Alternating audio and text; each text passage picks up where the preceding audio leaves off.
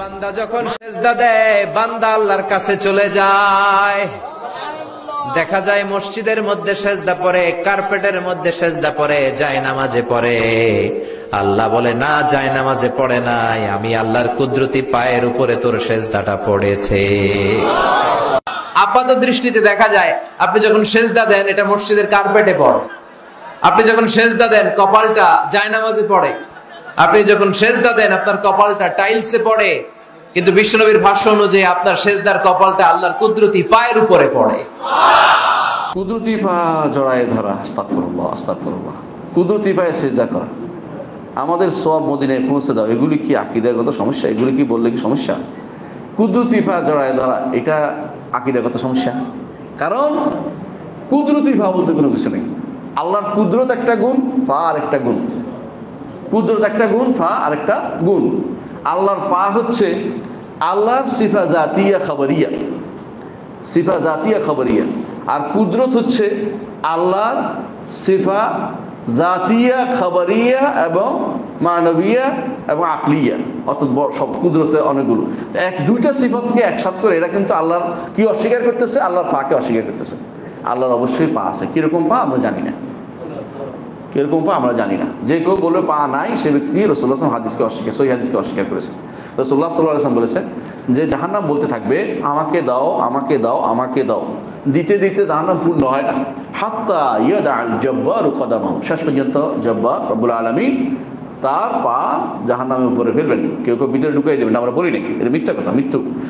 কারণ পা ভিতরে জায়গা হবে না, পা উপরে দিবেন দাবানোর জন্য, সেটা দাবানোর জন্য সে তখন সেটা বলবো কাপ কাপ আমি পূর্ণ হয়ে গেছি। কথা বুঝতে হবে। অনেকে এটা ভিতরে ঢুকাই দিয়েছে, কথা আল্লাহর পা ধরে ভিতরে জায়গা। তোমার কে বলছে এটা? আমরা বলছি নাকি? বলছে হাত্তা ইদা আলাইহা, বলছে ফিহা বলে নাই, যে আত্তা ইদা জব্বার কদম আলাই, আল্লাহ তাআলা তার উপরে কি করবেন? পা রাখবেন। অর্থাৎ ফি বললেও সেটা আলার অর্থে, অর্থাৎ আল্লাহ তাআলা তার উপরে পা রাখবেন এবং সেটা কি হবে? পূর্ণ হয়ে যাবে। এই পা স্বীকার করতে হবে। যে ব্যক্তি পা স্বীকার করবে না সে ব্যক্তি ঈমান ধরতে পারবে না, কারণ সে এটা আল্লাহ তাআলার বিধান, সরাসরি নস রাসূলুল্লাহ সাল্লাল্লাহু আলাইহি ওয়াসাল্লাম বলেছেন, আমাদের জানিয়েছেন। সুতরাং এটা স্বীকার করতে হবে। সুতরাং এরা যা বলে এটা কি করেছে? আকীদাগত বিভ্রান্তি, আকীদাগত বিভ্রান্তি। এবং এটা না বুঝার কারণে বলে থাকে, আল্লাহ মাফ করে, বুঝে শুনে জেনে শুনে আমরা আজকের পরে যে শুনছি তার মানে নাই, সে ব্যক্তি কিন্তু কুফরি করতেছে। এরপরে আল্লাহ পা জড়ায় ধরতে পারবে না, মিথ্যা কথা। এটা আল্লাহর পা জড়ায় ধরতে পারে না, এটা মিথ্যা কথা, এটা কেউ বলে নেই। আসলে আল্লাহর পা জড়ায় ধরবে আস্থা করে, এটা হলো বাংলাদেশের মানুষ ওই যে মাইর খাওয়ার ভয়ে উস্তাদের পা জড়ায় ধরে যে এটা আল্লাহর পা নিয়ে গেছে টেনে, নাউজুবিল্লাহ। অর্থাৎ আল্লাহকে মানুষের সাথে কি করছে? সাদৃশ্য দিচ্ছে, এটা বলি। আর বলে আমরা নাকি সাদৃশ্য দিই।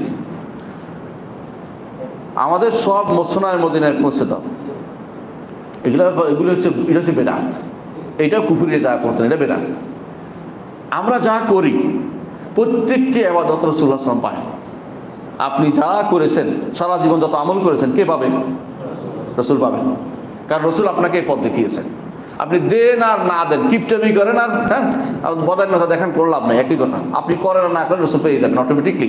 আপনি সুবহানাল্লাহ বলছেন, রাসূলুল্লাহ সাল্লাল্লাহু আলাইহি ওয়াসাল্লাম সব পাবেন, আপনিও পাবেন, আপনার কোনো কমতি হবে না, আপনার কোনো কমতি হবে না। আপনিও পাবেন, রাসূলও পাবে, আপনার উস্তাদও পাবে, আপনার বাবাও পাবে, যদি কোনো বাবা আপনাকে মসজিদ মাদ্রাসা দিয়ে আসে। যদি আপনাকে বাবা আপনাকে দিনের মজলিসে দিয়ে এসে আপনার বাবু পাবেন, যে ওস্তাদ শিখাইছে উনিও পাবেন, সমান সমান সওয়াব, একটু কম হবে না। রাসূল কিন্তু পাবেনই, পাবেন, কোনো সন্দেহ নেই। আপনি বই দেখে পড়ে শিখছেন, তাহলে কি পাবে? কে পাবে? বই লেখক পাবে, হ্যাঁ, আর কি পাবে? রাসূল তো অবশ্যই পাবে। রাসূলের কোনো, আপনি যত মানুষ পৃথিবীতে মুসলিম আছে, যত মানুষ কাজ করে, রাসূল সম পরিমাণ সওয়াব পায়।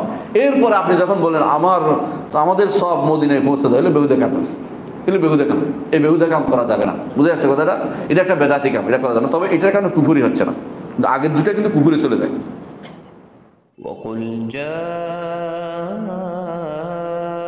الحق وزهق الباطل إن الباطل كان زهوقا